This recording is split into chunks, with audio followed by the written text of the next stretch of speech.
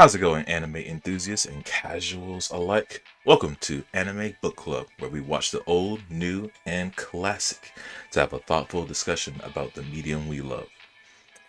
My name is Zesoren. You can call me Z, Soren, any kind of variation of that. And I have my very good friend here, JD. JD, how you doing? Hey, what's up? I'm doing pretty good, Soren. How's it hanging? Uh, I'm just living in the database right now. The database, indeed. It feels like we're running numbers and trying to see all these different scenarios every day. And I feel like that has a lot to do with what anime we're talking about today, right? Oh, what? Oh, all right. That thing is stuck in my head. Anytime I hear database, I cannot not think about database, just sitting in a database. Oh, whoa. Anyway, Whoa. today, Anime Book Club. This is the pilot episode, podcast episode. It's pretty much going to be a podcast type of beat, even though there really isn't going to be like a visual of sorts. If you are watching this on YouTube, I will edit this to have images of the certain scenes, characters, and ideas that we're talking about, just so that's like a little bit of visual pleasure. But if not, sit back, kick back, and relax as we discuss the anime for this book club, Log Horizon. Now you're probably wondering, how did all of this come up? Well, Attack on Titan exists. The best anime of all time that I Don't, love don't, and that you should love too. don't.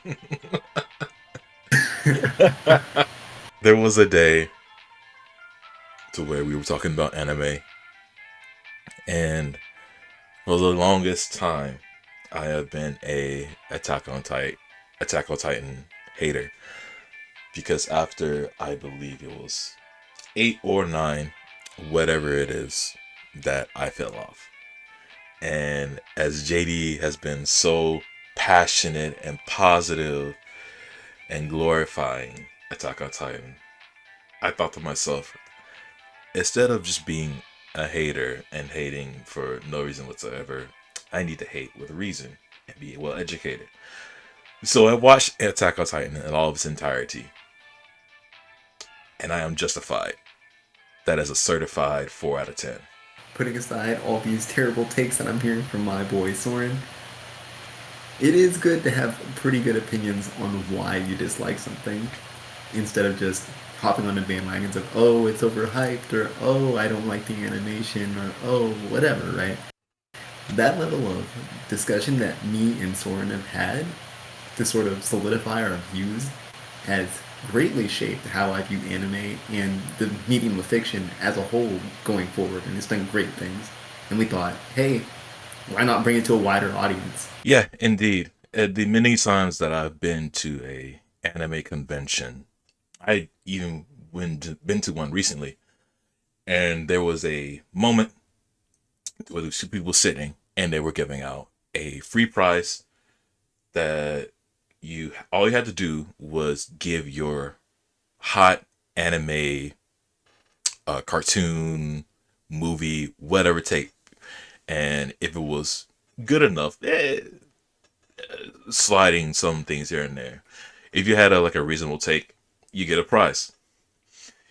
Me being the nice Attack on Titan hater as I could, I gave my hot take.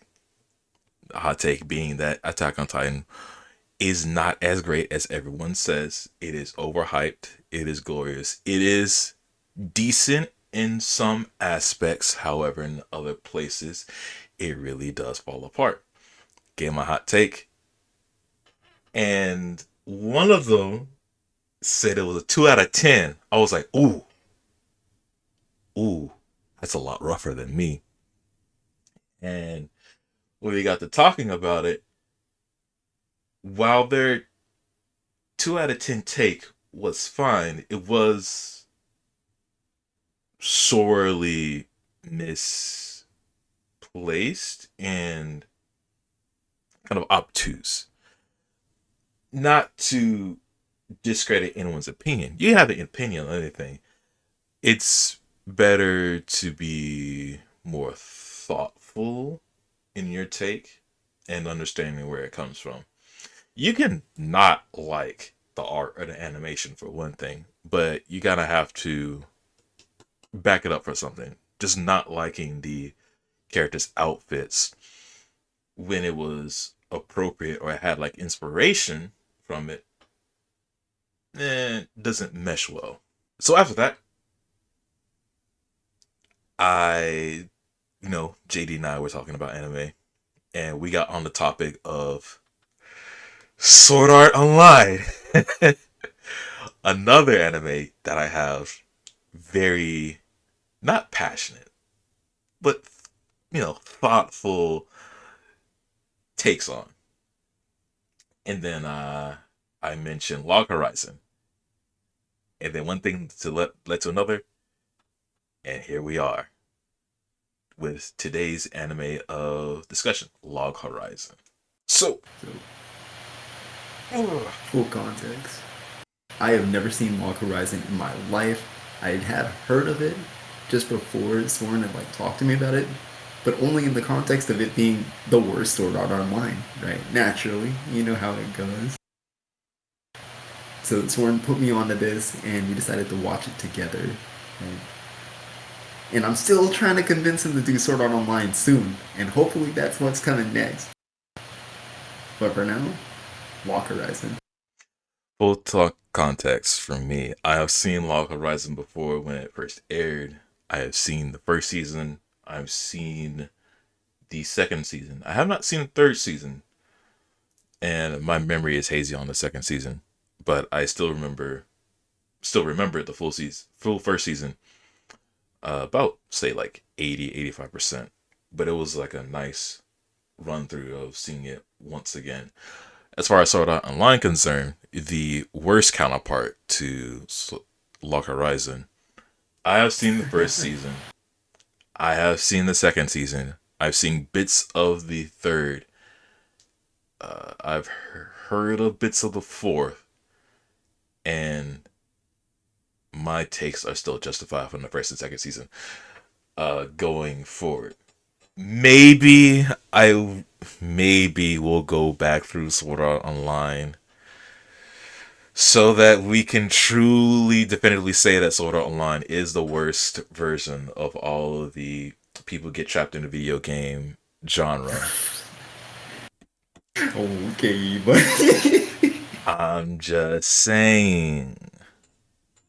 And through today's discussion, you will probably, maybe, have an idea of what Log Horizon is about. And if you want to watch it yourself, or if you already watched it, you get to now finally have a place or people to talk to about Log Horizon in its entirety, and things that you like or don't like about it, which will be fine. So, a bit about Log Horizon. It is not a original anime per se. That means it was anime first, and then a manga or light novel. It was actually a light novel series written by, I apologize with your name, Mamare Tono, in March 31st, 2011. The anime itself aired October 5th, 2013. And of course, Log Horizon, the anime, has 3 seasons, 25 episodes in the first, 25 episodes in the second, and 12 in the third. And as I was saying before, the opening for Log Horizon, database, amazing intro. I'm not gonna lie to you, it gets you pumping. it's a great intro. I think part of my conditioning for that is that I skipped the intro every single time because, as we all know, as we're all very much aware of, animes tend to spoil all of their all of their content, from beginning to end in 2 minutes, on top of that soundtrack. So it was almost surprising to me when I went to the last episode and I was like, okay, we're at the end. There's nothing they can spoil. Let's listen to the opening, and it was really, really catchy. It was blood pumping, gets you really into it fast. Yeah, a lot of older anime. I'm saying old when this came out in 2013. Almost like a decade ago. Even older I than mean, that. A old. Yeah, I mean, if anything's 10 years old, 10 years old, we can say it's old. I mean, if anything beyond that, if we're talking like original Dragon Ball Z, original One Piece, that's ancient times. But yeah, anime in those times, older and ancient times, the rock feel is always catchy, even in that era of time, and I enjoyed it myself. The ending theme, not so much on my list of anythings. I say it's pretty bare bones. Akatsuki just walking and being Akatsuki. I will say that is probably, we'll get into this later, the only time we ever see Akatsuki just being her in her element and seeing more of a character than all of the entire anime. Yeah, we're gonna have a lot of words about Akatsuki. I'm not gonna lie to you. After rewatching it, I did not realize how much Akatsuki just was there. And unfortunately, it makes sense. And they do make note of that. And like a very, what's it called? Self realization. Like the anime is self aware of the story it's telling. But I gotta ask you, what is your let's start with the bad. Let's start with the bad. What's your least favorite thing about Log Horizon that has happened in the first season? Oh God, I have, and this one is very, very obvious. I have two. One that's super obvious, and the other one that's like sort of a nitpick from me. And I gotta go straight in with it. Akatsuki, Shiro, and Minori, episode 22, where they're sort of teasing this love triangle between them. What? And Minori's my favorite character, and I get that there's like an admiration angle there. Me personally, I worked with young kids growing up as like a youth center person, and younger girls did have that sort of connection with the older men like that very often, and that's a real thing that happens. But come on, man, I was so mad at that. And then the only other thing that I didn't like so much is as an MMO player, there was a short little arc where uh, Rondel House and Minori and Toya, and I'm gonna call them the noob group. The noob group was learning how to actually play the MMO for the first time, and I was in so much pain for those two episodes just because like I knew all the concepts like dealing with threat, DPS, positioning, all that. That was a little bit of a drag for me, but I think it paid off really, really well by the time that arc ended. I think that's one of the big main overarching things that's great about Log Horizon, but it's also a very tight tightrope that they walk is a small build up into a giant payoff. We'll really get to that when we get into like the nitty gritty, talking about not each and every episode, but like going through the anime itself. And I also have some a little bit of insight on the whole entire love triangle, but we'll get there when we get there.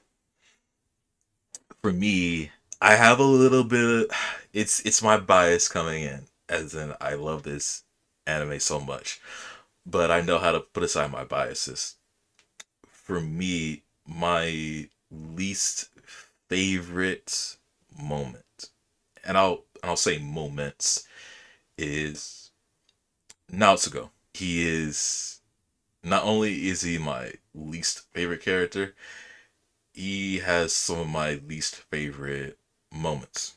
I understand comic relief, but not that kind of comic relief in quantity. It's okay after like the first few times. It's like, okay, you got me there. But afterwards, all right, let's move on. We can think of something else. I love my boy Natsugu, but bro, why you always talking about panties, bro? There are like other places you can talk about. Like, Uh, never has a man said, "Oh, let's talk about the panties and not about the ass," right? But it's always panties. I don't know if that's just an Asian thing or if it's just like an easy go-to or what. But oh, he talks about the oppas as well, and Akasi got him on there. But that is a tried and true, very old, very slapstick Japanese anime comedy. As far as that, somebody mentions something perverted, one other person admonishes them, knocks them out, and yada yada yada, go there. It's it's cheap. I ain't gonna lie to you, it's cheap. And and as I said before, it's okay the first couple of times. But when you do it more than I'd say three out of your whole entire season, alright, you're kinda wearing thin. Because then you're expecting it to come once we get into the heavy stuff. And then if you realize Natsuo and Akatsuki are around, and then there's like this very harsh moment, you go, oh, it's about to come, isn't it? oh yeah, it's a real awkward pace breaker sometimes too. I didn't even think about that in full context. But that's the bad. The good, what's your favorite thing? Now, this is hard, right? Oh no. Alright. I'm gonna keep going down my Minori chain. I think watching her break out of that shell and start coordinating with the noob group, I thought that was really cool. And then watching it get applied into the Goblin Assault onto the villages was like amazing for me. I love that sort of growth, and I love that she's being like directly compared to Shiro and like his abilities. It was like really cool, sort of coming of age moment that I liked a lot. That is the master and student type of beat, which, I did enjoy as well.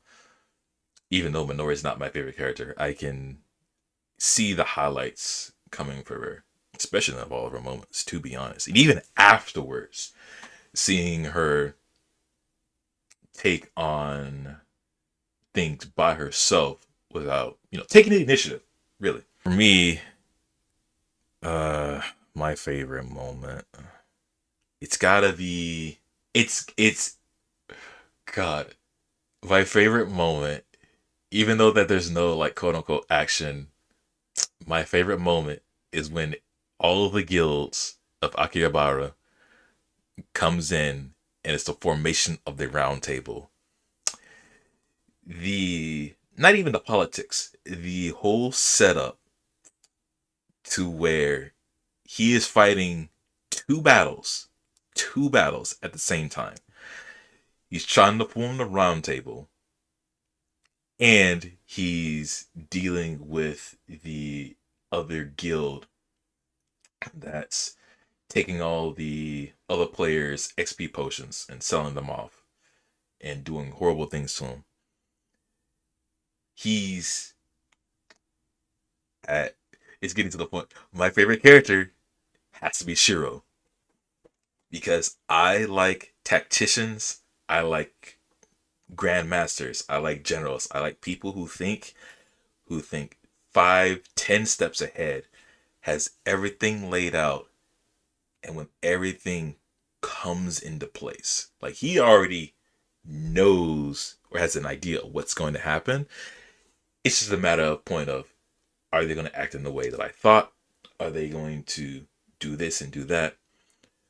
But pretty much it always, not always, I'd say like 90% of the time, it always goes the way he thinks or he theorizes. And then everything else is off the cuff. He's a quick thinker. But the reveal and all the other characters and players are like, ah, okay, I understand who we're dealing with. We already forgot that we're dealing with the villain in glasses. This is just how he operates. And he earns his name too.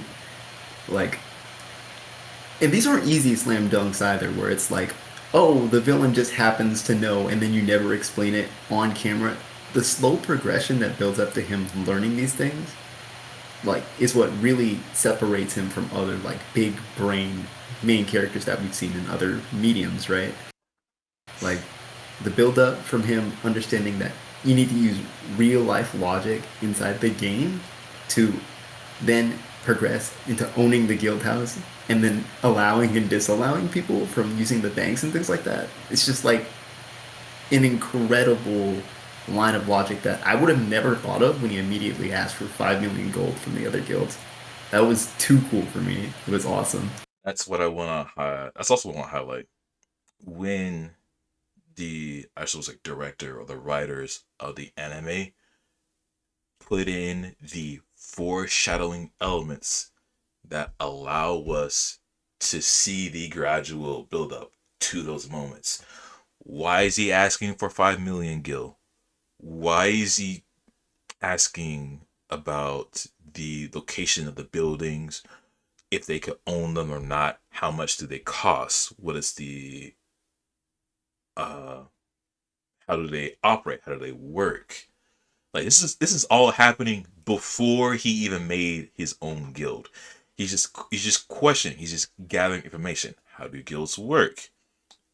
He's within the Crescent Moon Alliance, and he's seeing how everything's going on. He's observing everything. He's listening to everything. He's taking in all the information.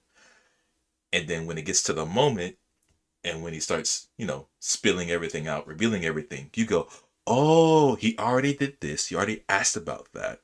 We see the bits and pieces, and when it's all put together, we go, "Ah."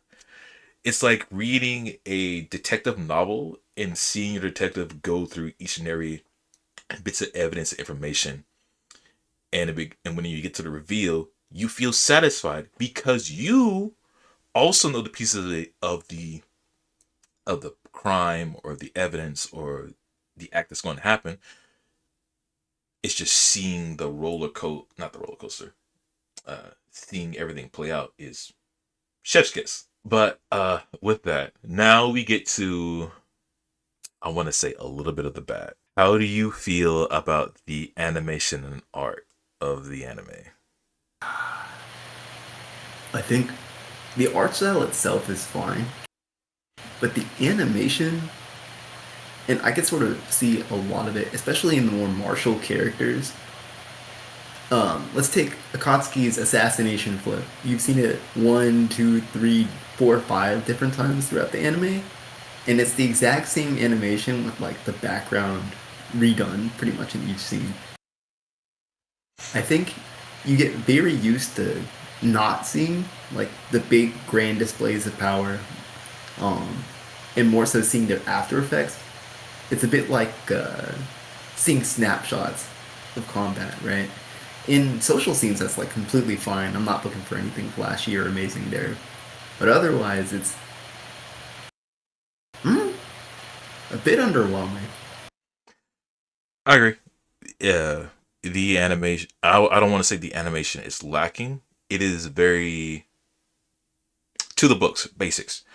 Like you do this, you do that. Okay, we see the action. We get the flashy effects. The effects, amazing. The death animations, all the rainbow bubbles. I like that. That's cool. There is like a good use of CGI in it. The worst of it is the Sawagans. That did not look good at all to me. The goblins and the Sawagans, they just did not look that amazing. During the whole raid arc, I won't say it's like terrible. It's out of place. Also, the art style, and this is one thing I will agree that Sword Art Online has over Log Horizon. Log Horizon has a very not muted, but darker darker and flat colors and tones. And it's especially shows within the character designs themselves. Like looking at all the characters that you see. Now remember, we are in an MMO. We're in a video game. These are players playing their avatars in the game. They're also max level. Their outfits do not match how a level 90 character would look. Am I right? No, definitely true. Sometimes you get like outsiders that do sort of match that fit, like Krusty and oh, I forgot the other guild master's name. You I wanna I wanna push back on that. Krusty in his full armor doesn't even look that much better than Natsuko. Whoa, whoa, whoa! My Lord and Savior Krusty being compared to Natsuko in any way? Whoa, I'm whoa, talking about whoa! the armor itself. Just if you really think about it, Natsuko, he has, let's compare it. He has RuneScape iron armor. That's it. That's all he has. There's nothing really special or flair about it. It's only his face. Then you look at Krusty. Krusty has mithril trimmed armor with a cape. That's it. Yeah, man, that's drip. That's drip. But it's not. I'm not even asking for much after that. It's they look like they're still in level 30 armor. Even their weapons, they don't look that fantastical. I And think I can get what you're saying here. I know what you mean. I forgot his name as well. He he is the only one. Jet black armor with the spikes, and I think it's a red trim. He is. I think he probably has the best look at everyone else. Oh yeah, Isaac, Isaac. There you go. Oh, hold on. And I think I actually got all of this like pulled up as far as all of their outfits concerned. Yeah, Krusty doesn't look that. Ah, he looks like a knight, man. He's a full knight, whereas Isaac looks more like almost like a Crusader Death Knight kind of deal. yeah, Isaac looks so much better. He almost has that 90 level 90 feel to him. Well, with the spikes going off of each of the pauldrons and everything. Like he has that look. Everyone else kind of does it. It and I mean that for all the other level 90 characters. Like the level 90s do not look like level 90s. It's But true. Most of them do look like NPCs, actually. NPCs or like starter quest giver characters. And I'm wondering, is that partially because they wanted them to be recognizable as their class? I went to the anime and I didn't have any trouble remembering like who was what class or anything like that. But I wonder if that's specifically because they're wearing the outfits they're wearing. that helps. Uh uh oh man, that helps. Yeah.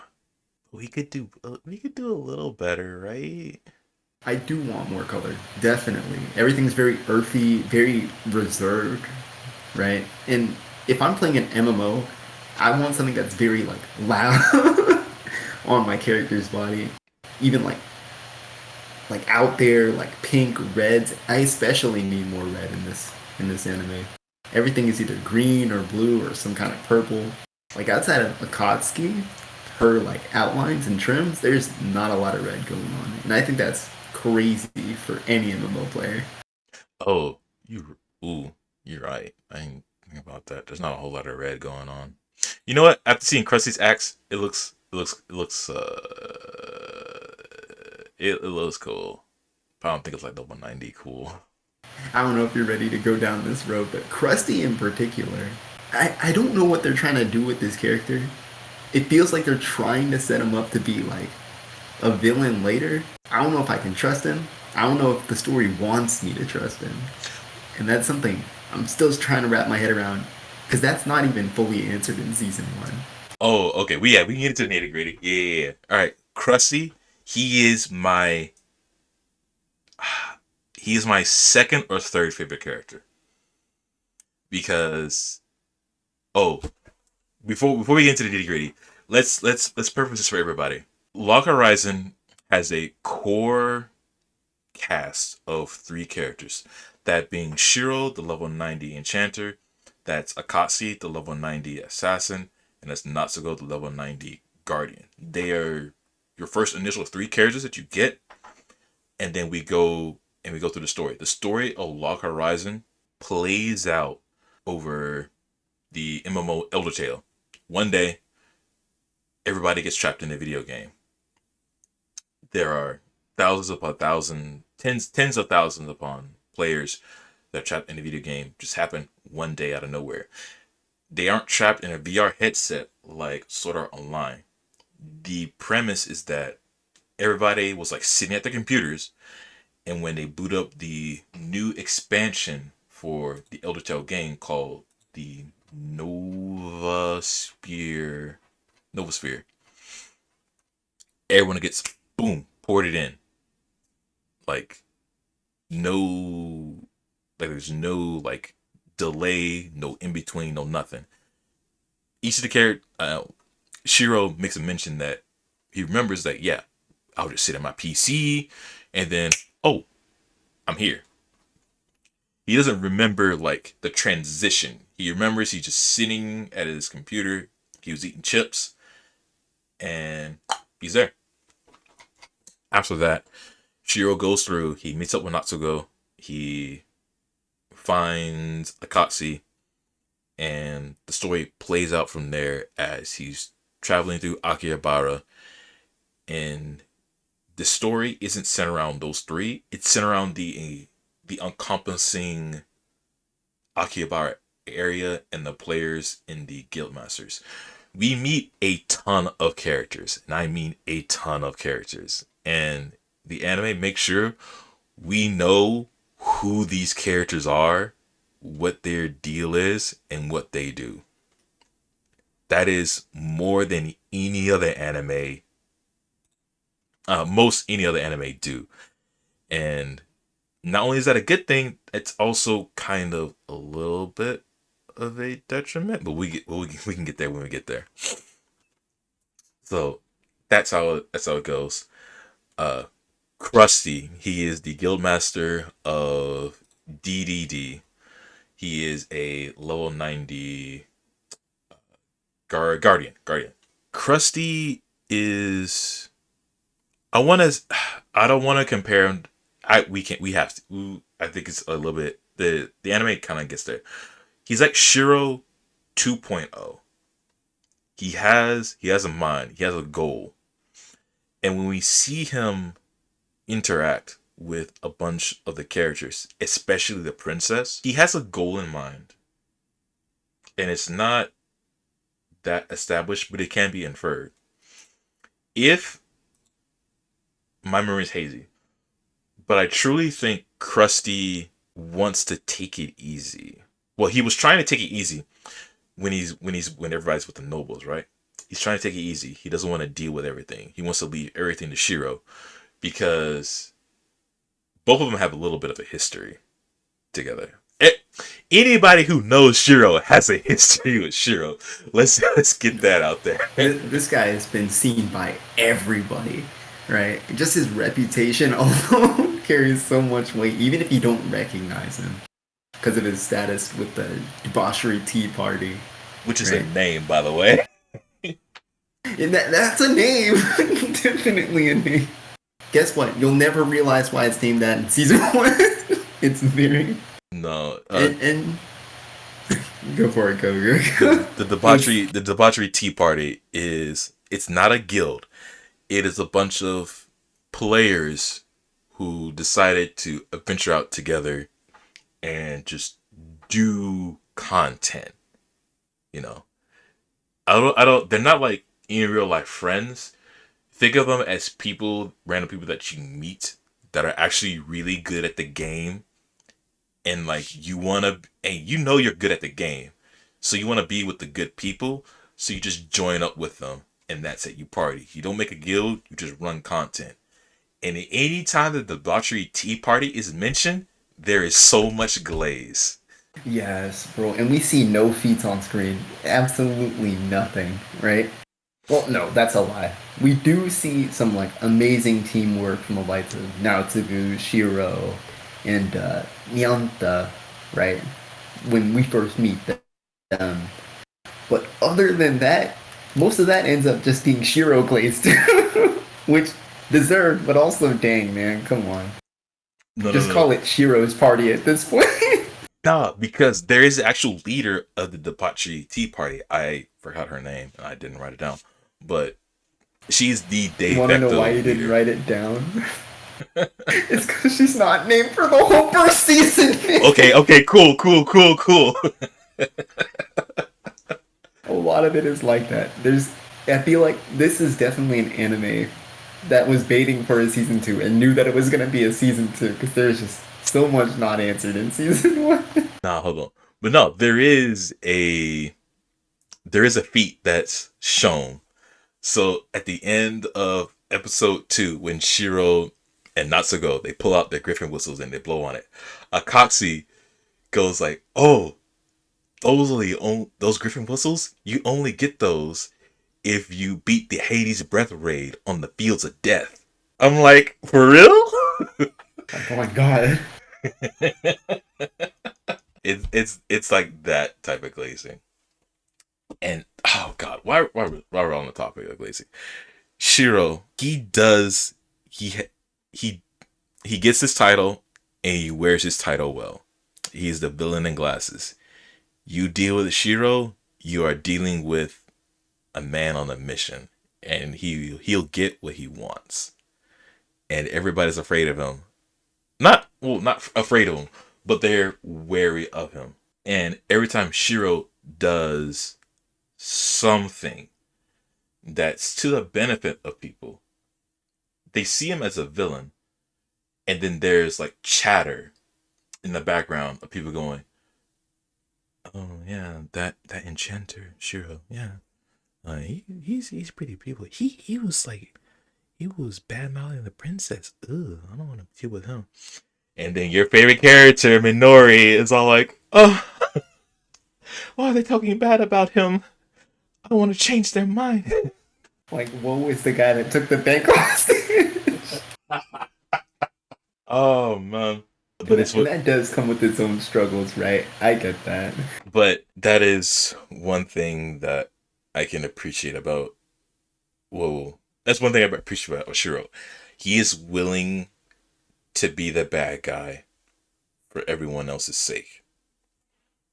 Like, say what you will about him, he even with the one on one against Minori, when Minori said, "Aren't you that worried about people like bad mouthing you, talking down, and I'll be talking about you?" And he's like, "Huh? Oh, I mean, I guess that is bad." Like, it's not even on his radar. He's worried about everything else and making sure everyone else is happy. And if he has to take the fall for it, he'll do it. Because Shiro has, it's not a tragic backstory, but it's one of those backstories that I can get behind because it has happened to me plenty of times. Shiro is a very good video gamer, and in the past in Elder Tale, he has helped people, do things, and he has that social problems like everyone else has. It's like it's hard to talk to people, it's hard to make friends, but when you're good at something, it's very easy for people to come up to you and talk to you, ask for things and play with you. Like, all right, cool.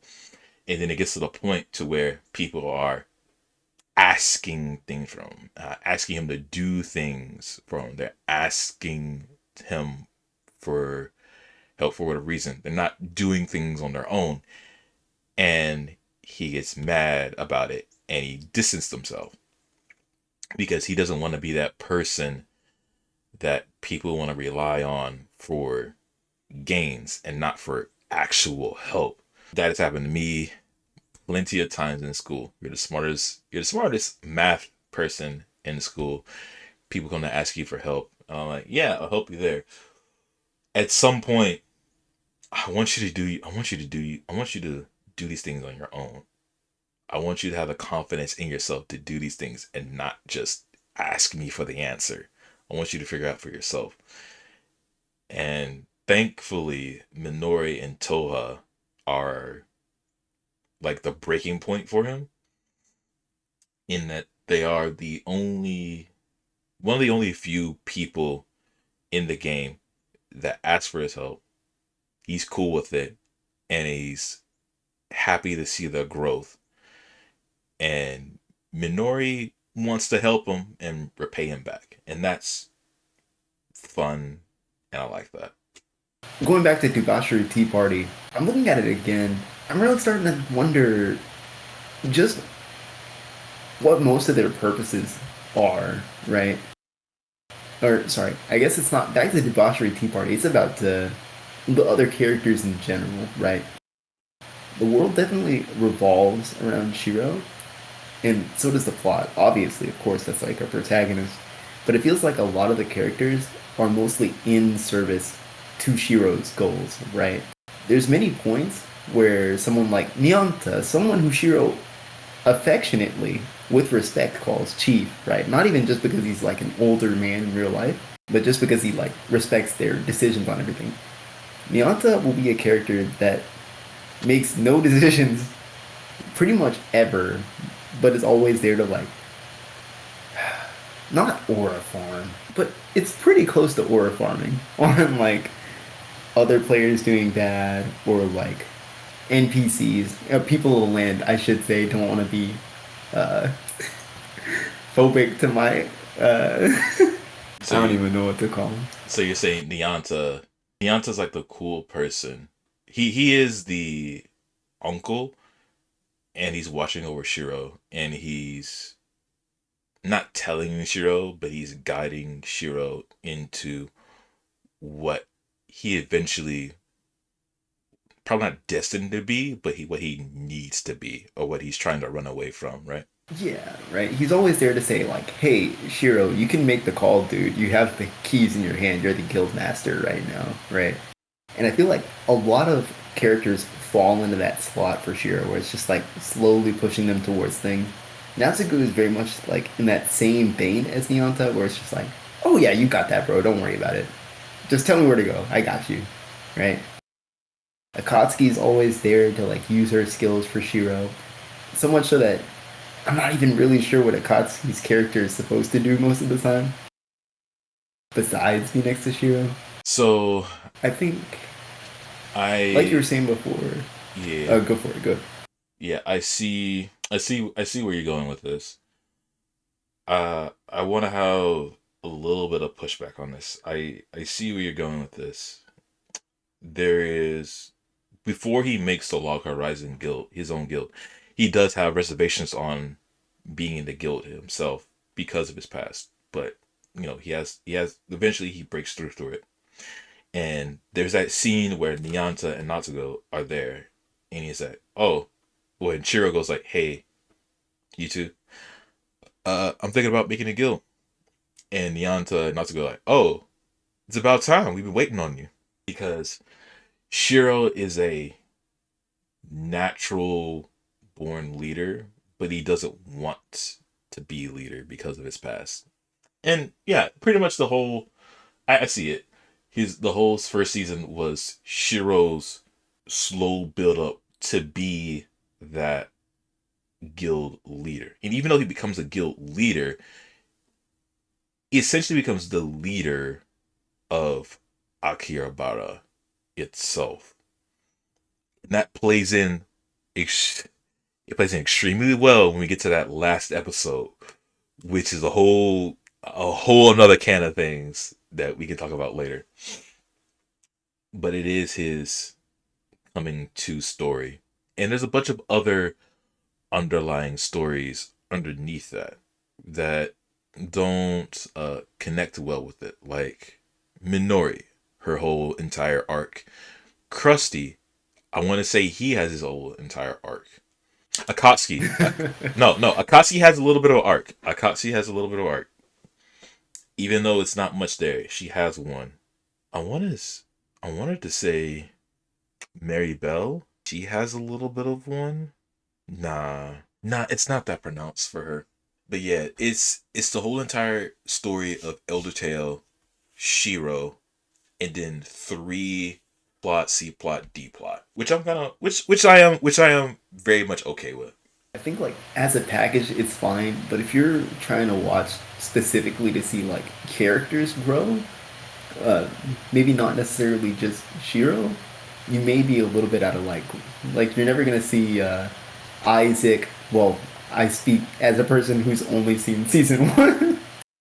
You're never gonna see Isaac or Henrietta come up and become like very prominent characters on their own. Even though, sort of like Krusty, Henrietta sort of has a villain in glasses thing going for herself.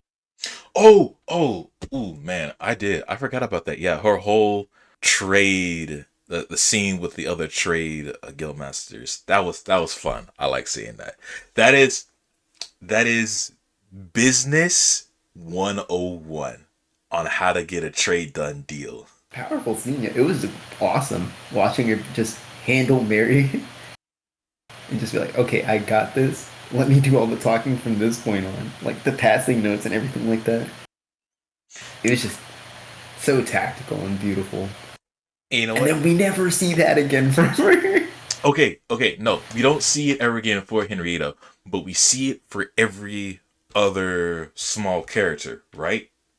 This is like one of the biggest things that I like about Lock Horizon. It's like it's a story. Not only is like a big whole encompassing story for Shiro, it's a big encompassing story for all of the side and even minor characters. Almost every single character has their own moment to shine in the limelight. Even I'm gonna butcher his name. It's one of the trade leaders, Michika, Meech, that guy, the guild, the guy who made the steam engine. He has his own little small thing because in the entire arc where they're with the alliance of the NPC alliance, when Shiro's there, Krusty's there, and Michi's there, and Michi has to play the bad cop. He plays a really good bad cop to get the negotiations going. Let's let's get the cat out of the bag. Akatsuki. Let's talk about Akatsuki. Yeah, okay. It's time, bruh. All right, before we even watch watch Lock Horizon, you asked me a question of like go If back in our Log list. Horizon is so good, why have I never heard of it? And why does nobody talk about the characters? Yeah, That's what I said, bar for bar. yeah. So I said, easy, give me a minute. So I show you a picture of Asuna from Sword Art Online, and I show you a picture of Akatsuki from Lock Horizon, and I say, looks more visually. I said, which of these characters looks more visually appealing to the general anime audience? We're gonna take a poll in the comments. I want y'all all to go and look at both of these characters and type Asuna immediately, because if you say anything else, you're just wrong, bruh. And unfortunately, I have to agree. It is this goes back down to the art style of the anime. The darker, flatter colors. And Asuna looks pretty. She's waifu material. Akatsuki, when you see her, you go like, is that a side character? No. She's one of the main characters. Trust me. She is one of the main characters. It's just so unfortunate that she is a shadow. Oh no. She's an assassin. She's a shadow of the main character. She's a shadow for the main character. And you know what? She doesn't do anything. She does nothing, bro. Oh my god. There's not a single point in season one where I'm like, damn, Akatsuki's gonna go crazy right here. And to amplify that fact, even in the fight scenes where she's in, outside of the first one where it's just her, Natsugu, and Shiro versus some monsters, she handles every one of her combat beats off screen. I want y'all to watch that very closely. That caught me by surprise the whole time. Uh, please, you're as much as I want to defend Akatsuki, I can't defend her. You are speaking the truth. In not only the fight, the two PvP fights that we have, the two PvP fights that we had, the first one in the dark, she handles the mages off screen, period. And then one in Off the screen. and then one in full circle in like full plain snow broad daylight. Demicast is fighting against Nanta. Shiro's giving commands. Natsuko is holding his own against other people. And Sarara, she's just like doing a measly little heals. Everything's going great. At like the final moments, we just see the other PvPers, they're mages and healers, they just drop dead. And then Akashi just comes out and goes like, I did my job. You're like, Yeah, like what the fuck? She does, bro. Name three Akatsuki skills right now. You can't. Nobody can, bro. no. We have assassinate. We have what's it called? Sneak. And then shadow step. They make Back in bitch your head. I didn't write it down and I'm trying to remember so hard. We know assassinate. She says that every time she makes the assassinate kill. We know sneak because Shiro makes mention of it. And I want to see the other one. Shadows. Bro, Oh and it's just like that the whole time. You have to work really hard to remember what Akatsuki is doing besides admiring Shiro or being like the audience surrogate to also admire Shiro more.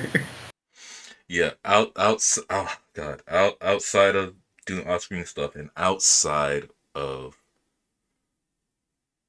being with the comic relief with Natsuko, she rarely does anything.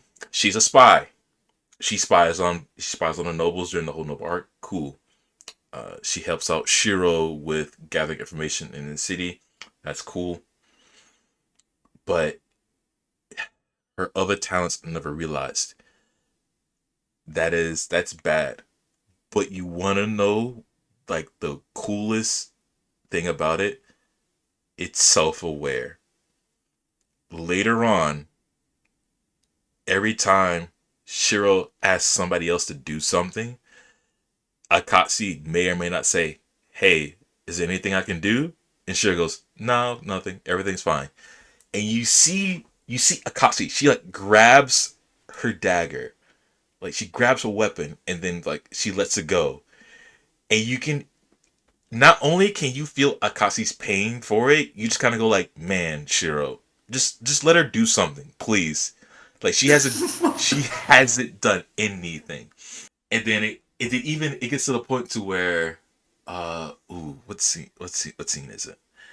It's I think it's like later when during the goblins and the Sawagans attack that Shiro is like, okay, you guys over there, get you guys over there. And then Akashi's like, my lord, what should I do? And Shiro's like, everybody else has it handled, just stay put. And then she looks sad and dejected. I'm like, God, please, just like she'll let everybody else do something, and then Akatsuki's just like sad. There is like there's one point. It's during the nobles. Akatsuki and Shiro are like up in the second level, and they're near a window. And Akatsuki just comes out and says like, "I feel useless." And then Shiro just has to navigate the social idea of like, yeah, you really haven't let one of your closest friends, your closest allies, one of your guild members literally do anything outside of information gathering. She hasn't seen any action. Her blade is dry. And then Shiro And I goes feel like, like it's a very hard trying to reassure Akashi of Oh God, I hate to say it. Shiro is like the main problem of Akatsi's insecurities. Literally, yes. Nobody else has the same issue. Everybody else is cool taking orders, but they still have other stuff to do, right? Like Natsugu with his training of the noobs. Same thing with Nyanta. Nyanta, he can do whatever, bro. He's just chilling, bro. Akatsuki, she lives for this man, and he's just not doing anything for her, bruh. Can't even give her a job most of the time. It's a Yeah, rough watch, man. And yeah. Oh, another thing I did want to bring up go was that ahead. she's actually there for a lot of very, very important lore drops.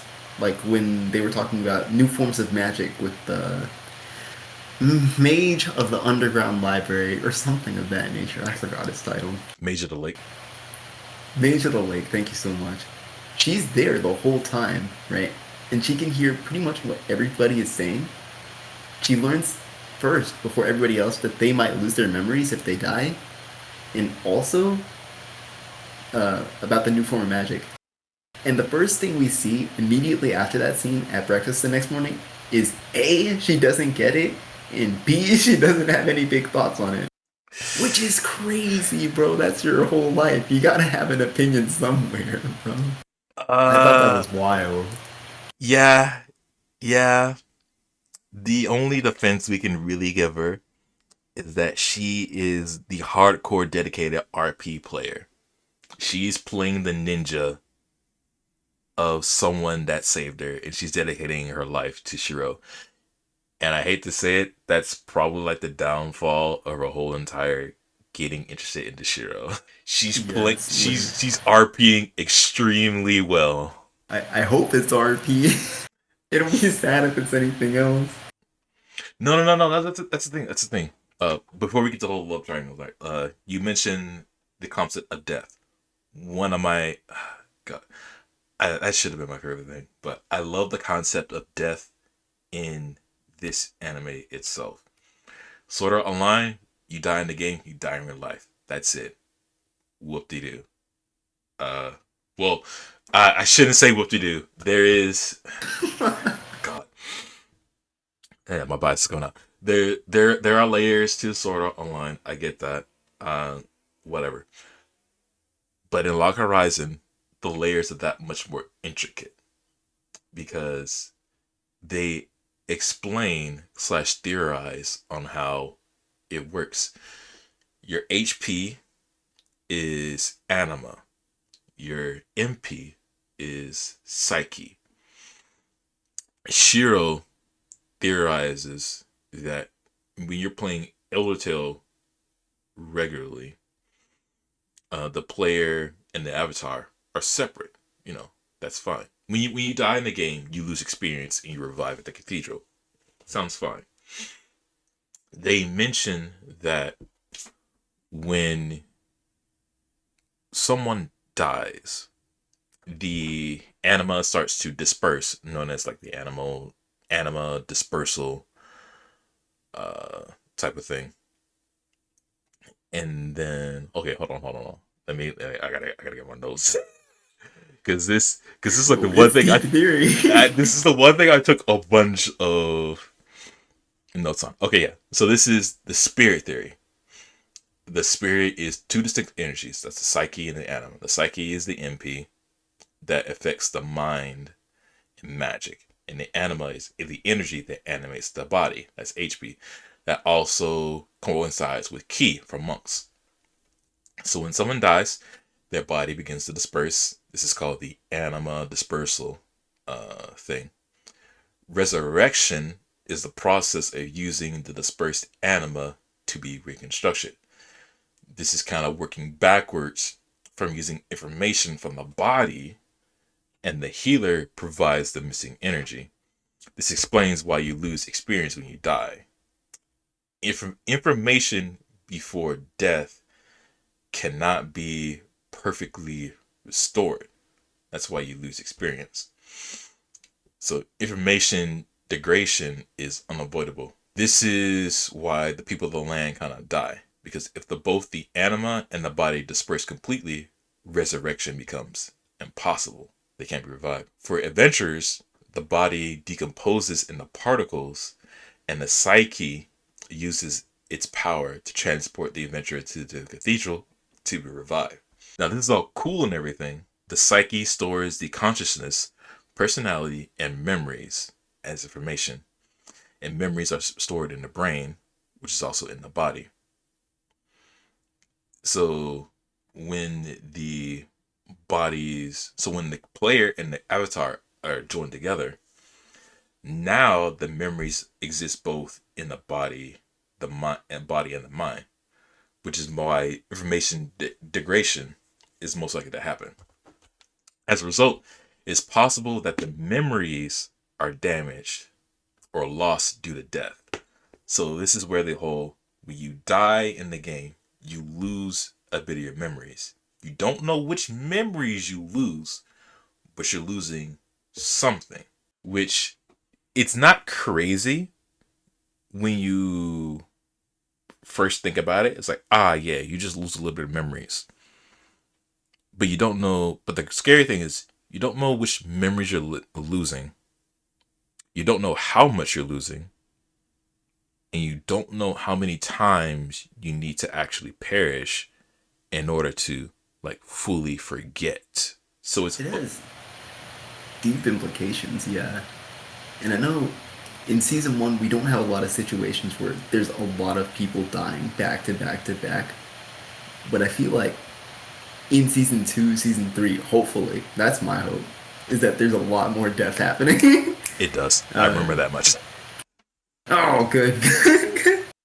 That's my big hope for season 2.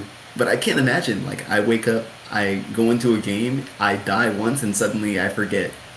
Let's start with something simple, like my computer password. Like, I can never log into my computer again. So sad, right? I think the one example we got to confirm the theory is that Krusty, the character that we've been glazing for a little bit, he said that he lost his memory of a cat, right? That he knows he has. Or, no, it was the cat's name that he knows he has, right? That snowball would be very interesting to see. Yeah, even then, Krusty has died multiple times already because he was trying to level up with the new expansion. And if that's the only thing he said he's lost, then it kind of confirms the theory that you kind of like one death isn't enough. It's like multiple times. Even like during the time to where they told everybody, but they didn't tell everybody direct. They just spread it as rumors. It's like, hey, if you die, you kind of lose memories. You're like, what? And like that's the safest way of doing it, except for telling everybody upright, hey, if you hit 0, I mean, you're gonna lose something.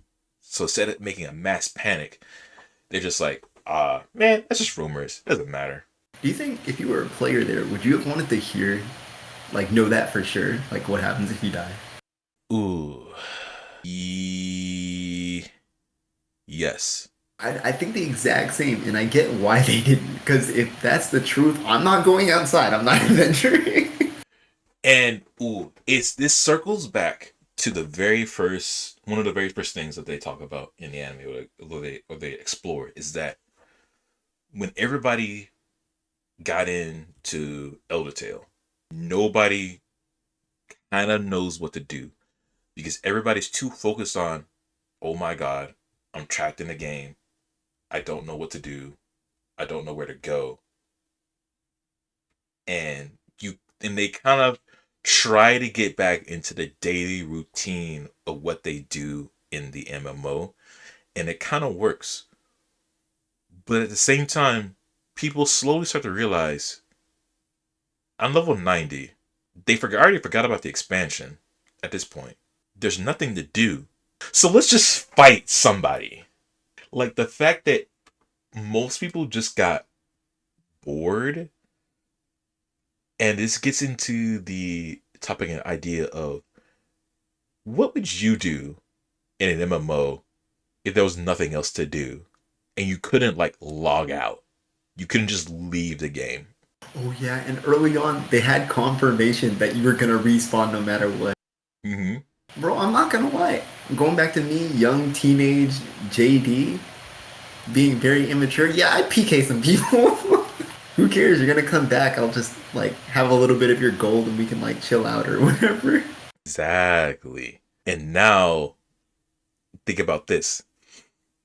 If that continue on and nobody realized the whole factor of, hey, if you die, you lose your memories, doesn't it get really scary that the fact that if you just bopped off a whole bunch of people, like the same person, like 10, 20, 30 times, like you're just camping people, you're not even recognizing that you're slowly degrading their memory and then quote unquote killing them outright. It's a slow death. And that's a scary thought. I think that's probably one of the best and most interesting consequences of death in any one of these isekais I've seen so far. It's very horrifying in like a non-obtrusive way. Mm-hmm. It's not even like in your face. It's just, oh, it's slow, methodical. Well, not methodical. It's a slow trope. You now have the information in your hand. Now, how do you go about your daily life? You're kind of okay with it. Oh, that's the thing though, because nobody realized that there was a consequence. But now that there is a consequence, you're now a little more hesitant on how you want to do things. Because if you were in one of the combat guilds, you were just throwing yourselves into the enemies, like trying to XP, trying to gain XP, level up, fight against the monsters. You were okay with dying because you get your stuff back. Get out there and do it again. But now that you realize that you're slowly gonna lose yourself over time, you're like, now I have to think.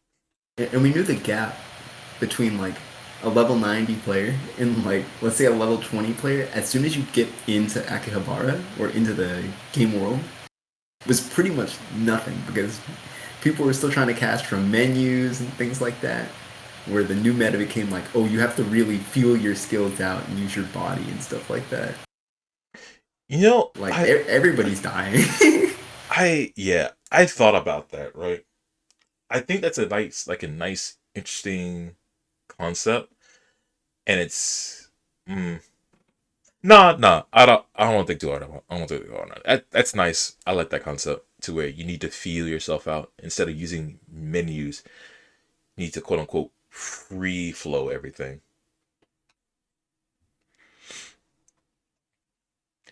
Uh, ooh, let me ask you this. Oh, another topic that I do like. It's not. I don't want to call it extortion, but it is. You know, what is? It's not even slavery, man. It's the fact that you're evil enough. I like some of the small villains that we have. You have a You're talking villain. about the guild that was stealing the XP pots from the noobs, right? Yeah, he's like, hey guys, you're kind of new, you're kind of fresh into this world. Come with us. You're fine, everything. All right, now that you guys are part of this guild, every single day you need to give your XP pots. Huh? Yeah, you're gonna give us your XP pots in exchange. We're gonna teach you how to grind your skills. Yeah, Yeah, it's like one of those scam startups, you know? and they're I trapped love too. it. They're trapped. It's like, are they really trapped? Yeah, they're trapped because they don't have anywhere else to go. And then thankfully, hey, Shiro comes in to save everybody. Woo! No, it was so interesting, right? Because of course, if you're like a new player and you're trapped in the game, of course you're gonna look to like some of the higher level characters for guidance, and that's gonna be like a very appealing option for you. I could 100% that see that being like a thing if that would ever happen, right? I thought that was a great plot point, great beat. It really fleshed out the world and like the situation for me a lot. Yeah, because if you really think about it, it remember our old school RuneScape days to where, hey dude, I'll train your rune armor for you. Hey dude, if you drop these logs and you press Alt F4, you'll duplicate things and ah The classic. the schemes that people will do in order to get ahead. It's prevalent everywhere. It's prevalent in an MMO. It's like shining light on the idea without you even thinking about it. And it's also like a real world concept as well. It's people taking advantage of the less informed and the less fortunate and put them in worse conditions. I gotta Now I gotta ask you. Oh right, back to Krusty. We went everywhere, Yeah. Full tour, bruh. Full tour. but no, Krusty. I don't remember how being a villain. I think he has his own agenda, and like he likes the princess because she reminds him of his sister. He made that point, and even though he says other things as of a dialogue, I want to believe that, and I want to be like he's like genuinely sincere with the princess, and he is taking advantage of her. But he's also, you know what I want to think about this as well. He's also trying to have fun. No, I can see that for sure, right? Especially when you first meet him and he's like literally reading the princess's mind. He's just like, yeah, I know you. You can't hide anything from me.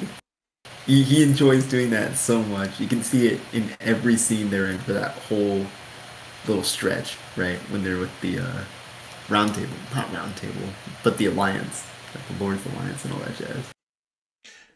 I even want to say that if you look at Krusty at any other point when he's not with the princess, is he smiling?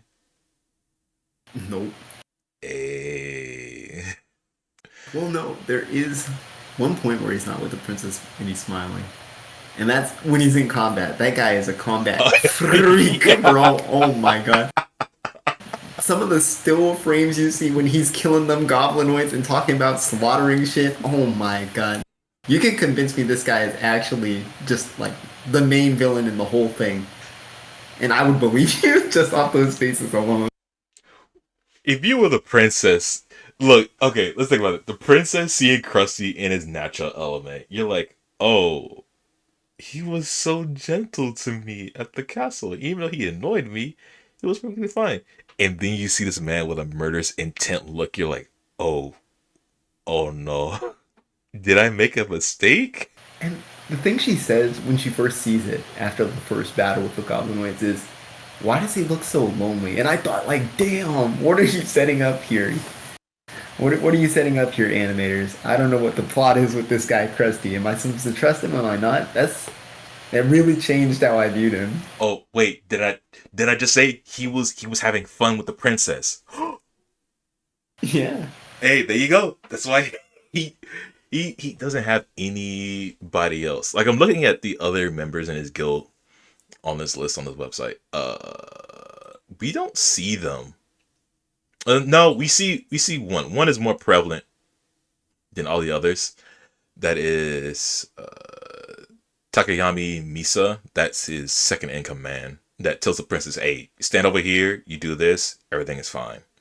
Yeah, he's very much like a, with his guild, like business first kind of person. And you can see that in a lot of his interactions with both the roundtable members and also the people of the land. Even when he's putting on the very noble front that he does, which I personally like a lot. Oh, he is the epitome of Two Face. Love him. Great character. Amazing guy. Okay, let's. Okay, you mentioned so your least. Uh, it irked you seeing the new party. That being Minori Toya Isuzu, Rundle House, and Serera. It irked you seeing them go through their whole entire ordeal in the dungeon. You want to elaborate on Yeah, that? bro, for me, this is my elitism talking. But if you're not locked in from frame zero and you don't know what you're doing, where I come from, where my MMOs come from, WildStar, WoW, anything, you get kicked out of the group instantly. That's just how it is. I think a lot of it was. I really got to think about it. All right. So let me pose this to you. This is so I want to also make this like the fact. If you like MMOs and you come into Log Horizon, you're gonna have a good time. If you don't know MMOs or how they operate, the whole entire arc with this small party is the writers telling people how party interactions work in an MMO when you're first coming in, and the personalities that you get. Rondo House is that one guy that doesn't care about anything other than like doing the big flashy things. He wants to do that one thing that he likes and do it really, really good and cool. That's not good teamwork. You have Sarah, who is very meek in comparison. She kind of knows her skills. She kind of knows how to heal. That's pretty much there it is. You have Isuzu and Toya. They kind of know what they're doing. They know their roles. But once one thing falls apart, oh no, everything's gone to mess.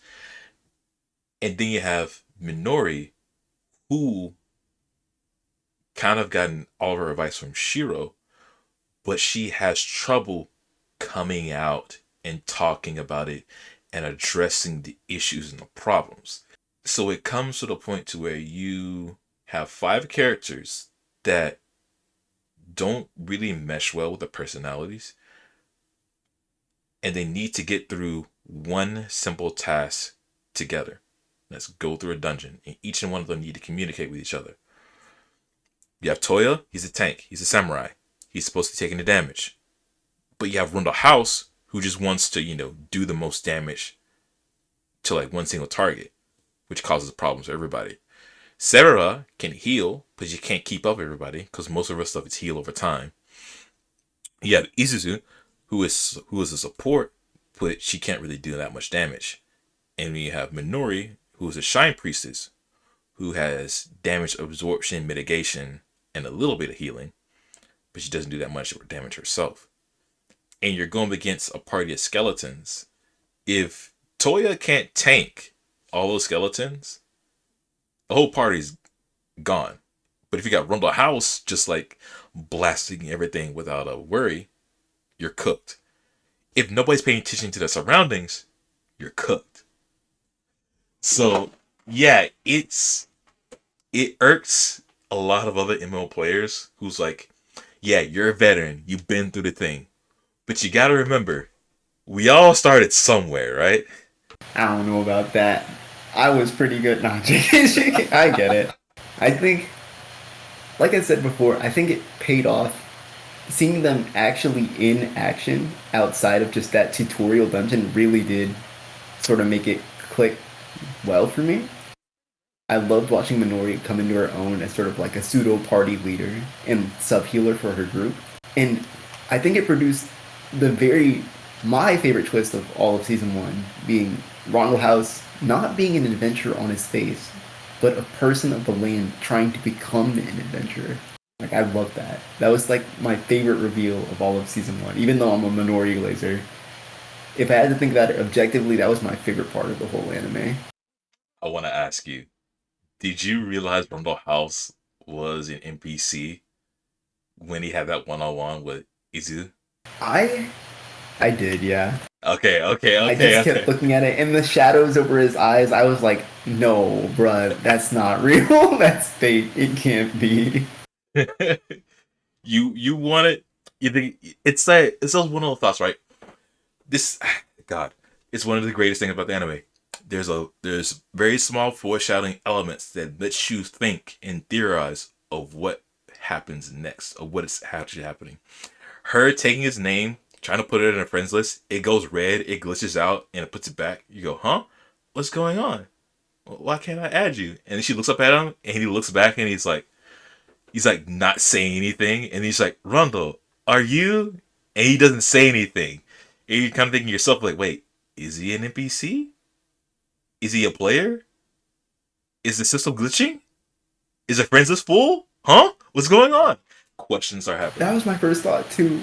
Having like a full friends list, I was like, damn, Isuzu, you might have like too many friends, bro. You gotta kick someone off. That's like a natural first reaction, right?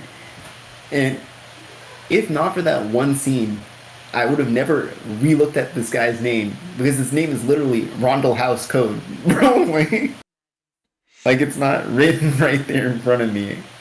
It took all that just to get me to like look back and even just read his name properly.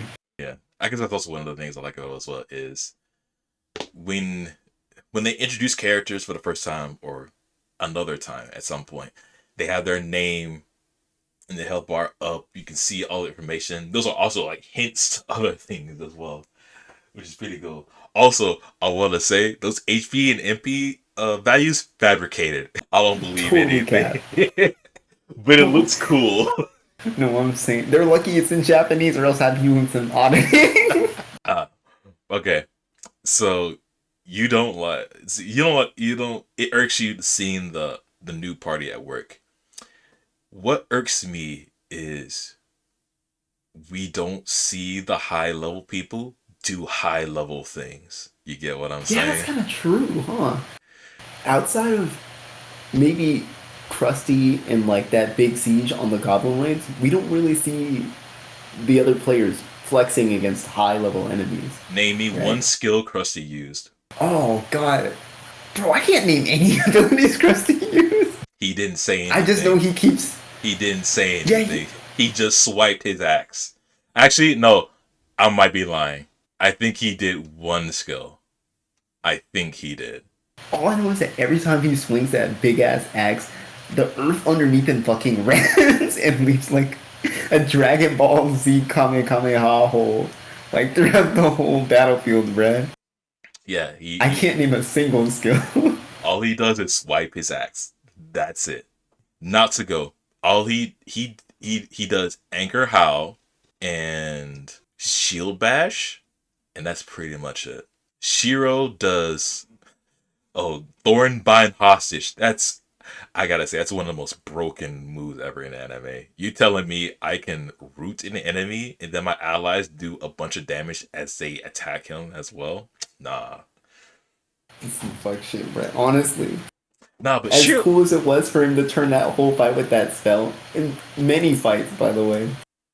That's busted. That's busted. Who put that in the live patch, bruh? unfortunately that's not the only thing he does. He does Thorn bind hostage. That's like Shiro's main skill, and that I don't like. He also did like one other small skill that like gave up light. That's like in the first NPC, not first NPC, the first PvP fight, and that was like to narrow their vision so they didn't see Akaxi uh, assassinating the mages in the background. That's pretty much. He doesn't do much. Akatsuki, she only does assassinate in combat. She only does sneak on the outside. That's it. And you see, oh god, I don't think Nyanta said any skills as well when he fought Demikaz. And Demikaz said like 3 or 4. I think even Rondo House Code, he had more skills than most of the other high level players combined, low key. He did. He did. And that kind of constitutes my problem is that we see the lower levels do their thing. We're all excited, but I can't help but feel that we spent a little bit too much time on them, and we saw nothing of our like big name stays do something great outside of political and social things. True, yeah. Like even when they fought the big rat boss that's part of the new expansion, the level 68 one, they're all all they did to finish this fight was assassinate. They just ran around it, took pot shots at it, did a couple skills, and then boom, it's done. You're like, yeah, they did tactics, but not like big things. Yeah, dang. I guess that really just goes to show what the focus is for the anime, which is really that social political movement kind of deal. Yeah, and that is kind of the thing that the expectations that you need to go in if you want to watch Lock Horizon, right? Is that you're not going to get a whole bunch of action. Yes, there's action scenes, but it's not big or flashy. It's very they do action when they sort of need it, but other than that, you are there for the story, the lore, the implications, all the characters and the small stories that are being set around it. You're there for the web of stories. Yeah, put it perfectly. I can't say it any better. Let's discuss the final episode. Oh, ew. Yeah, let's do it, man. All right. So the final stretch of the anime is about the Scale Festival. This is after the whole Goblin event, the Sawagan attack, which is still ongoing, by the way. They haven't actually slain the Goblin King. That's another arc. Well, hopefully we get back to that at some point.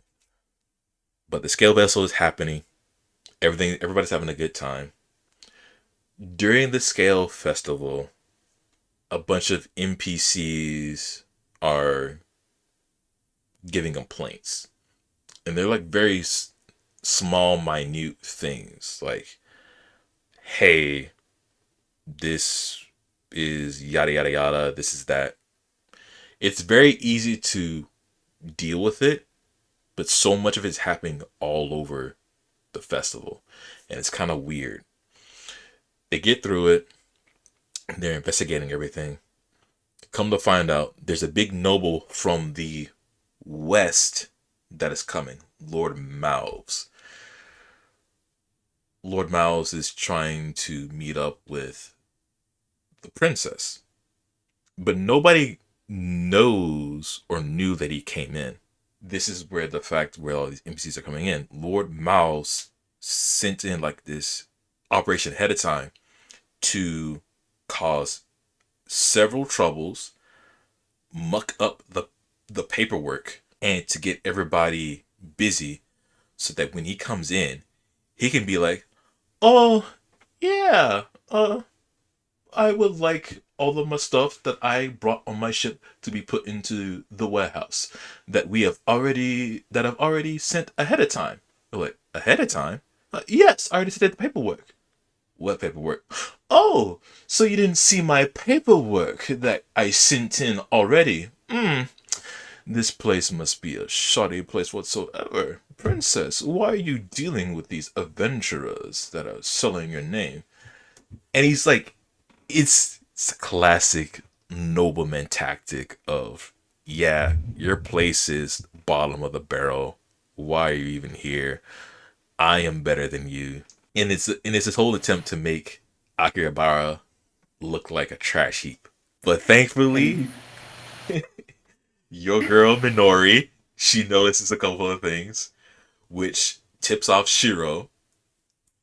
And God, this sucks, dude. Well, no, this doesn't suck. It's when Shiro said that this whole bit with Lord Mouse was just a side thing he's dealing with. I was like, wait, there's no way. Bro, like the 3 episodes of investment just for Shiro to be like, wait, this is stupid as fuck. It was just like sending me, bro. You know what? That's okay because it shows that he's not invincible. Like we see him putting down all the dots and everything with everything happening. And it's like, man, this is stupid. Like who even does this? I'm dealing with somebody that doesn't have a plan. Come to find out, it was actually just spur of the moment. It was just like a ragtag put together by Lord Mouse. But the real villain at the end of the day was that Shiro meets up with Nerea. We don't see Nerea immediately. We meet Dariella. She's a people of the land, a traveling Arthur. And then, because Shiro was supposed to meet, God, did I not write his name? His name somewhere in my notes. He was supposed to meet with one of the other people that he knows on the west side. But this Dariella was here. Is like, yeah, I'll be talking about Minami instead. And then Shiro sees through it. And then Nurea's like, man, I didn't expect you to know about Overlay already. And then she reveals herself as this black kitsune humanoid type of character. Bro, I just want to say, Nerea is a funny character. Let's be honest right there. She's just a funny character. She's also the 4th person in this love square, by the way. like out of nowhere, bro. I feel like this is something that would have been forewarned about from like maybe chapter 2 or something if this were like a light novel, right? But when she comes in at the end of the final episode, I'm like, okay, sequel bait. I know this is sequel bait because there's just so much unresolved from that original spot. Even when she was cosplaying or using the overlay to be that author, the writers have been teasing her the whole time as her just like knowing things that she shouldn't know. Um, Even having her in the same places as Shiro most of the time. It They put so much emphasis on having her like be in the foreground of like incoming shots and things like that. That you think it's gonna be like something crazy, like, oh, instead of Malves being the person who's orchestrating all the chaos that day, I thought it was gonna be her. Just to find out she's a totally different person and that she's from like a different player made kingdom was crazy. I wasn't expecting this at all. Like Nureha didn't even register on my radar. Yeah, she tells us that Lord Miles was the one who orchestrated the whole ordeal in Akihabara. She was just, waiting on Shiro to meet up with the intended person, and she was like gonna abscond the meeting. She does coming out of nowhere. I get that. It does come out of left field. It is what it is. But we're not slapping together, but we are building up, I would say, our next villain, quote unquote, for the second season. She's an enchanter, just like Shiro, and she is Plant Hawaiian's guild master. She's the ruler of the West. We get a bunch of name drops of other people, but essentially she controls the entire western continent of Elder Tale. We get that after the apocalypse, she and the guild slowly gain power and nobility. They actually bought the cathedral. By the way, I didn't think you'd do that. Eventually dominating the whole entire capital of Minami, and she forced, quote unquote, everyone to join the guild. Essentially, if you don't join the guild, you don't get access to the cathedral. So, You know, like good luck playing the game. And the back and forth between Shiro and Nura it's a little muddy because Nuria wants Shiori to join her guild, to be by her side, and to protect her. The reason being is that she wants Shiro's knowledge, her veteran experience. And this is probably explained better in the light novel, but we are told, we don't see it, but we're told things that are going on. So in the West, they've already restarted and restored the transport gate between the cities. Because in the beginning, all of the transport gates within all the towns, they were gone. They're, well, not gone, but they were destroyed, they were inert, and nobody could figure out how to work them out. Somehow, the guys in the West, they knew how to do it, and they got to restart it. She also knows about Shiori's new spell, which I also didn't talk about, where he's able to, I don't say it's like a spell, to be honest, but it's a contract that he made that he allowed Rundle House to be revived. In a sense, he has changed the way that Rundle is. He created a new subclass called Adventurer, and the subclass's ability is you're able to revive at the cathedral. So yes, Rundle House, an NPC, is now an adventurer in a subclass way, and he has the ability to get the revive. Which now makes me think that Shiro kind of has the ability to like make up new classes. If you want to think Oh about my god. that in that context. This guy could put anything on a contract if he has the right materials. Of course, there's a cost for that, I guess. But like, bro broke the laws of the world. No, my bad. He broke the laws of the world just like on a whim because he thought it could work. That's crazy for like implications going forward. Mm-hmm. What else can he do, right? That's the idea because Nuria also has the newest spell called Overlay, which to really put it in layman's terms, it's essentially, if you play D&D, disguise self. It's that. It's like, ah, yes, I am masquerading as another person. When you look at me, you see me as a different name, a different level, a different type of character, yada yada yada. But I guess if you have a higher perception or higher level, you can see through it, like Shiro did. It's a little muddy on that, but that's the idea of like creating new things in the world. Is that you can do it. You just need to have the right skill level and the know-how, or like the real world expertise and thought in order to do it. That's how they got cooking to work. You need to have the high skills. You need to have a high skill in chef. You also need to know how to make it in real life in order to make it in the game. And you're good. But back to Nure and Shire. Nure, not Shiro, Nure reveals that she theorizes Shire has found a way to go back home. Nowhere in the other 24 episodes do we see Shiro like mention anything about finding a way back home. Well, he kind of mentions there must be a way to like escape or like get out, but we don't see him like actively doing the motion. It's not even like a.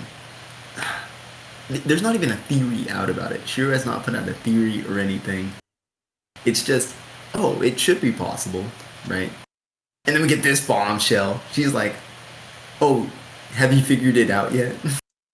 And I'm like, wait, what? Whoa, chill, chill. Yeah, Shiro say he countered saying that he can't confirm it's a way back, only how to make someone disappear, and that. And now I'm betrayed by Shiro. Shiro betrayed me just now on screen for no reason. So Nuri like pressures Shiro with the whole notion of like, hey, I got resources. I know ways to help you achieve and prove your theory. And Shiro is not biting it. And she keeps tempting and tempting and tempting, like the fox gets in there that she is, which is really on brand, on the nose. And she tells him, you don't have a reason to help the people of the land or the Akira. You don't really have like a real reason. And that goes all the way back to the beginning. That you are here in this new world where there are quote unquote no rules. You don't have a reason to go with the NPCs. You don't have a reason to go with any of the players. You're just here. You could do whatever you want. And Shiro's like, nah, I got friends. I've done things. I'm trying to help people. I got reasons. And then I wrote this down. I wrote, Nure, like the fox girl she is, tempts Shiro, wanting to be the excuse and reason to do whatever he wants, all because she wants Shiro. That's literally it. Bro, that whole sequence. Even if I didn't know there was gonna be season 2, that shit was just too fast for me, bro. Too fast, too heavy, it was too much, bruh. I think she was trying, and I was like, it's the writers were trying to get at the fact that if she got to him any earlier, maybe he would go along with it. If he didn't make a guild, maybe he would go along. Or maybe if he did make the guild and he didn't make the round table, maybe he would have entertained the idea or made some sort of alliance or idea. Who really knows? But I think you're happy about it. I wrote down, and it does happen. Shirei slaps Nura. I think that was the perfect response, to be honest.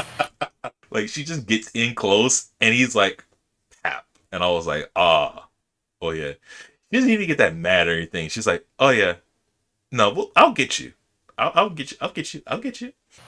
Nurea, she even makes mention that, oh, you know me. There was this talented guy, an enchanter just like me, who told me I was very talented at the game. And I'm like, okay, Shiro, at any point you can just pull out your friends list and like confirm this. That would be really good if you. But he's just like, no, I don't remember who you are. Like, okay, buddy, come on, bro. And he does like, you know what? I don't remember if I even know you, and even if I did, I'm happy that like you're doing like okay and everything, but I'm not betraying my friends or the people or the things that I've done. So you can just go. Like he's asking her to leave, like leave him be, but she wasn't having it. And at the end, well, towards the end, like before the credits roll, we do get a tease of things that we get to see in season two. Did you write anything about that? You know what I did? I wanted to go in blind, so I didn't watch any of the preview. I'm that kind of guy. Oh, it was like part of the episode though. It wasn't even like at the ending. Oh wait, no, like it was really really fast. Yeah, those little fast flashes things. So, there's I didn't write anything down. There's two that I vividly remember from the second season, and I still remember in this one. One is your God. I love that they wrote off this character so easily, and he never returned until the end. Do you remember the Silver Sword Guildmaster from Oh episode my god, 9? the elf guy. Yeah, he's gonna show up in I forgot what the other Civ was called. The one was covered in snow with I'm gonna call him Barnabas, even though that's not his name. You talking The about monk Demicast? guy. Yeah, Demicast. Yeah. Silver Swords Guildmaster shows up. Uh, oh no, that's his name, by the way. William Massachusetts. I am not lying. I am What looking. the fuck? Are you looking at his name right here? William Massachusetts. I wrote it down correctly. Nah, William meets up with Demicast, so they have something going on. And there's one scene where there's a knight in black armor, and he's like looking at himself. And when I saw that, I got season two flashbacks of what's going to happen, and I feel terrible. Not in a sense of, oh my god, it's gonna be like bad, but more in the sense that something not evil, but like it's a foreboding scene. Like there will be trouble. And I don't want to relive that, to be honest. But eventually we will. Oh dear. Uh but other than that, man, that is, Log Horizon season one. I would like to ask you, if you had to get a rating out of 10, what would you give it? Oh god. Okay. Out of 10, I'd have to give this thing a solid 8. It's really, really good.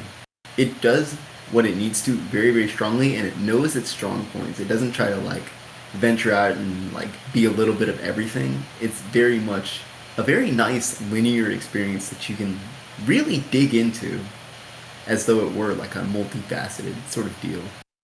I liked it a lot from beginning to end, even with the sort of weird, I'm gonna call them character quirks that we got going on.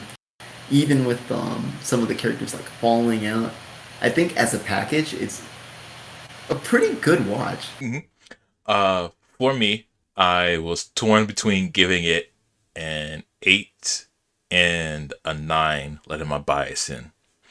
Because it is not a true perfect anime. It's not a 10. I think in my mind, if you were to give anything an anime a 10, then that means you are saying that this anime is on par with the big four, that being like Naruto, Bleach, Dragon Ball Z, and One Piece. It's not up there. Far from it. It's not a 9, even with all my biases, because there are weird. There's no plot holes. Well, there might be a plot hole here and there, or like very small inconsistencies, but you aren't fooled by anything too much outside of, let's say, like the final episode or much. But there are like several things that you can like nitpick out and be like, eh.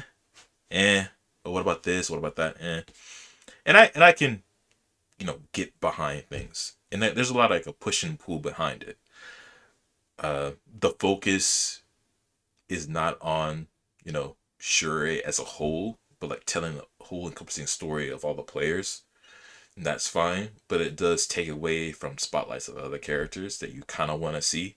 And if you're telling like a whole story and having all of these characters have their shining moments, you're not gonna have enough time for each of them to have that little moment of glory. Like, for instance, Mary Bell. Sure, she's the guildmaster of the Crescent Moon Alliance. you kind of get the sense that she is like the mom of all the characters, or the like the playful, youthful mom. She likes to whine a lot because she doesn't want to do work. She just wants to have fun. She doesn't like. She's shirking her guildmaster duties to wanting to have fun, and I get that. But why are you the guildmaster and not Henrietta? So there's like many things that you can pick out and be like that. So it's not a 9. I also don't want to give it 8 because I want to give it a little bit more because it tells a story in a very condensed area. Think about it. And that's also kind of like a detriment as well. We don't go outside of too many places, right? The story is told in Akihabara. We go to Snow City with Demikaz. We come back to Akihabara. We go to the east for the Lord Alliance. We go to the peninsula for the training, and that's it. Sure, you can say that we go through like the dungeon, but that's like still within the peninsula area. Shuri, Natsuko, and Akatsuki go through a dungeon, but that's on the way to Snow City, so it's kind of within that realm. We stay in a very centralized spot for a story, and that story stays in that spot and doesn't go anywhere else. And I'm perfectly fine with that. So, and there's a bunch of other things that it does so well. The foreshadowing is amazing. I want to give it an 8.5. I'm stuck in the middle between those two. But if I couldn't be stuck in the middle, I would go down to an 8. So I'm right there with you. No, heard. Like, I feel like it's hard to be unfair to Log Horizon. You know, as a biased as I am towards Sword Art Online, I think it puts up a good fight against it. An excellent fight, even, right? Yeah, if you were to put the two together, you have the pros and cons of each. Each of them tells their story in their own way. You have people who have Log Horizon, which is a lot less, which is unfortunate, because Log Horizon tells a very long, slow story. Sword Art Online kind of puts you in there, and I hate to draw comparisons because both of them still within the same vein, but we kind of have to, like the whole Asuna versus Akatsuki thing, night and day. You take Asuna over Akatsuki almost any time, unless you spend time with Log Horizon. You get that pity feeling for Akatsuki and what they've done to her character. And then if you were to put Kirito versus Shuri, that is a rough battle. Because in my mind, between those two, No, seriously. I take Shuri any day. Both of them are loners in a sense when it comes to like MMOs. But Kirito takes action. He's got dual swords, man. You can't beat that. He's got action. You see him doing flips, spins, and everything. He's downing everybody. He is that cool, edgy character, and it's easy. It's appreciative, and you like it. And then you have Shuri, the guy with the glasses, a mage at that, a support mage at that. He ain't doing anything fancy. And he has the villain in the glasses title. Why is he in the villain in the glasses? Well, let me tell you a story, my friend, if you got time. That's really how it is. Even in the anime, it's just like that. Yeah, so even in my bias, I understand Sword Art Online has a more pop appeal to it. And when we look at Log Horizon, you have to sit down with it and appreciate for what it is, and then you can like it and have a much more a better opinion of it, rather than Log Horizon. Yeah, the anime is too slow for me. Nothing's going on. And you go to Sword Art Online, man, everything's happening. The story is great. The story is sorry. Oh my god. All right, but as we're winding down to the end, any closing thoughts on Log Horizon? Anything else, my man? I definitely think if you've never heard or watched Log Horizon, if you're like me, definitely give it a shot if you have a chance. You won't be disappointed. I think you'll be super impressed by what it is, honestly. And I can't wait for season 2. Yeah, season 2 is right around the corner.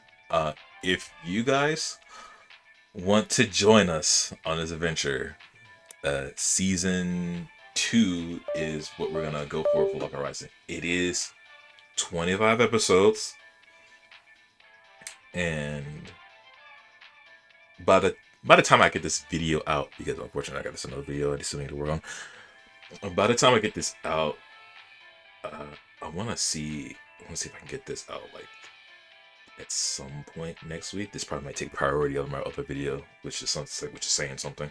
But today is August the 16th. If we were to do, as we did before, if we were to do 3 episodes a day, including weekends, 3, 6, 9, 12, 15, 18, 21, 24, 25, we would finish by Monday the 25th for August. So Good pace to me.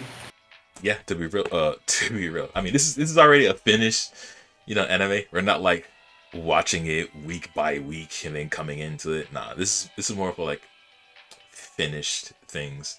That way we can binge it on a regular time. That way you still have time to do other things. Take notes, and we will do another session in like 2 weeks, to be honest. Yeah, this has been Anime Book Club for Log Horizon Season 1.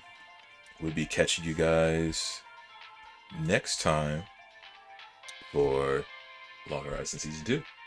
Until then, you guys have a good day, night, evening, morning, whatever time that you watch this, and have a good one.